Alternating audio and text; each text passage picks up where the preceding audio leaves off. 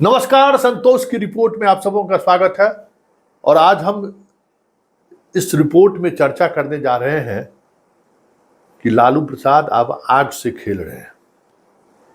लालू प्रसाद जी, आप अपने राजनीतिक इतिहास से सीख लेने को तैयार नहीं है, और जब जब आप सीख नहीं लिए हैं तब तब आपको नुकसान हुआ है।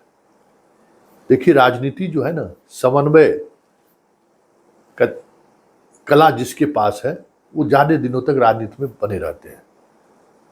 टकराव के बजाय समझौता समय के साथ, समन्वय समय के साथ, स्वीकारोक्ति समय के साथ, जिस राजनेता के अंदर में ये तीन गुण रहा है वो राजनेता हमेशा राजनीति के शिखर पर चमकता रहा।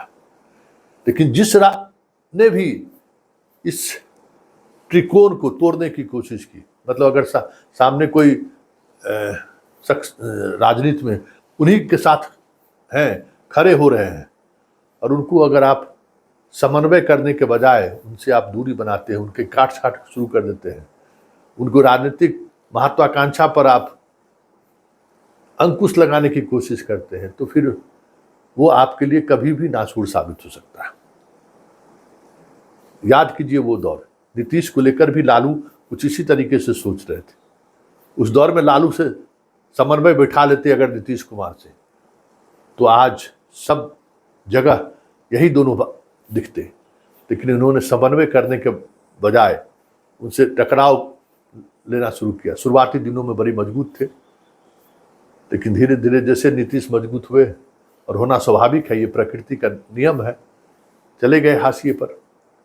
नीतीश का भी हाल देखिए, वो भी इसी अहंकार के शिकार हो गए कि वो भी उन चीज़ों को स्वीकार करने को तैयार नहीं थे। समन्वय बेहतर तरीके से वो भी नहीं कर पाए, कंट्राडिक्शनों का हाशिए पर आज जा रहे हैं, हाशिए पर पहुंच चुके हैं।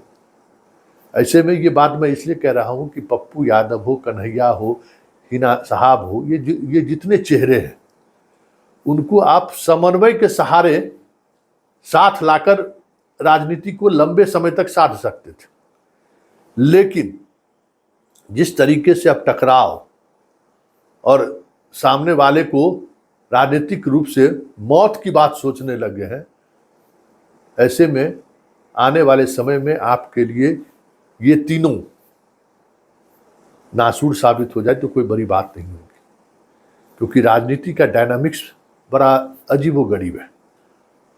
कब कहां किस बात को लेकर जनता उद्वेलित हो जाती है कहना मुश्किल है। कन्हैया सवर्ण था, वो आपके उन सवालों का जवाब नहीं दे पाया।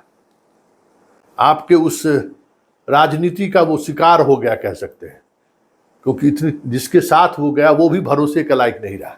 जैसे कांग्रेस के साथ वो गया कि सीपीआई वाले को कमजोर थे तो मान वो उसके साथ आप जो चाहे कर लिए। कांग्रेस से उसे उम्मीद थी कि वो उसके साथ खड़ा रहेगा, लेकिन वहां भी वो राजनीति उस राजनीति में फेल कर गया। तो कन्हैया को तो आप न्यूट्रलाइज कर दिए, पप्पू यादव। और अगर पप्पू यादव पूर्णिया में आपको उम्मीदवार को हराने में कामयाब हुआ और कहीं जीत गया, तब तो फिर 2025 बहुत मुश्किल हो जाएगा। लालू जी, आप चले थे समाप्त करने, आप खुद उसमें घिर जाए आने वाले समय में तो कोई बड़ी बात नहीं हो, क्योंकि हिना साहब के साथ जिस तरीके से गोलबंदी होनी शुरू हो गई है वो भी एक संकेत है कि आने वाले समय में जो आप MY समीकरण को लेकर जो बड़ी बड़ी बातें करते हैं ना, वो समीकरण ही पूरी तौर पर दरक जाए, जिसको लेकर आप इस तरीके के फैसले ले रहे हैं कि कन्हैया और पप्पू यादव एक आ जाएगा तो हमसे M कहीं छिटक ना जाए। तो उसको आप बेहतर समन्वय, बेहतर संवाद और एक दूसरे के बीच जो कंट्राडिक्शन है उसको दूर करके आप लंबे समय तक खींच सकते थे राजनीति को। लेकिन वो करने के बजाय आप सीधे सीधे तौर पर उसको राजनीतिक रूप से समाप्त करने में लग गए।